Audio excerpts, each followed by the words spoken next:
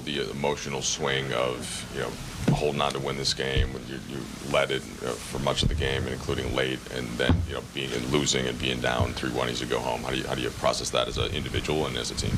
It's definitely disappointing, but nothing has lost. We haven't lost nothing yet. It's first win, 4 wins, and we just got to still believe. And we know that you were not feeling well last game. Can you take us through the last couple games, last couple days, and how you felt and how you're able to respond for today? Yeah, I mean, mostly laying down, just not doing anything, just trying to get some rest. Today I felt better. There's no excuse not winning this game. Luka, you guys were tied pretty late into the game in Game 3. Obviously, we're up 10 here in the fourth to start the quarter. What has it been down the stretch? Do you think that's come back to hurt you guys? And do you think fatigue played any factor in it? This is the playoffs. Fatigue shouldn't play any role in this. Play a lot of minutes, but that shouldn't play a role. I think they just executed better on the offensive end during the last minutes. JJ said he thought you were tripped in the final minute. What was your kind of take on that sequence? What do you think? I got tripped or no? I honestly didn't have a great vantage point from where I was sitting. So. Oh, I think I got tripped for sure.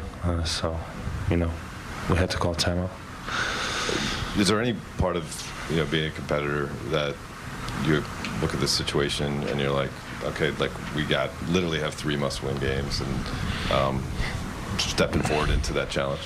Yeah, it's a fun challenge, and we should have extra motivation, to win these next 3 games. It's going to be very hard. Every possession is going to matter, and we got to go 100% no matter what.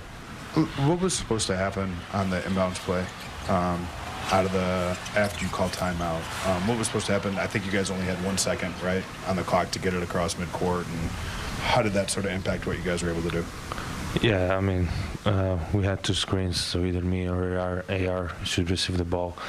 I thought LeBron was going to throw it there. He thought I was going to put it there. So it's kind of miscommunication, and I got to do better in those situations. That's on me. Luka, you guys scored a series high 36 points in the third. They were mixing in some hedging and blitzing, which was different than how they'd been guarding you earlier in the series. Can you guys take away anything from that if they're not going to that defense and just the way that you guys attack them and were generating open corner threes and getting downhill? Can you guys find a way to do that more consistently? Yeah, I think the ball was flowing in a great rhythm. We were just finding each other. We were playing aggressive. We were touching the paint, which is the most important. And, we got to look at that third quarter. But it all came from defensive end. Oftentimes in games like these, we'll focus on the clutch time, end of games, to kind of figure out what didn't go right or what did go right. But you guys could have went up by double digits into first, and then it was only a 4-point lead. They took that lead into halftime. How critical were those end of quarter moments for you guys, where it seemed like Minnesota, first quarter, second quarter, really won those moments? We were up by 10 in the end of third, so I don't think they played a big part. We just gotta hold on to the lead. We can't relax. We gotta keep doing what we did to get a lead, and that's how we gotta play. Thanks, Luka. Thank you.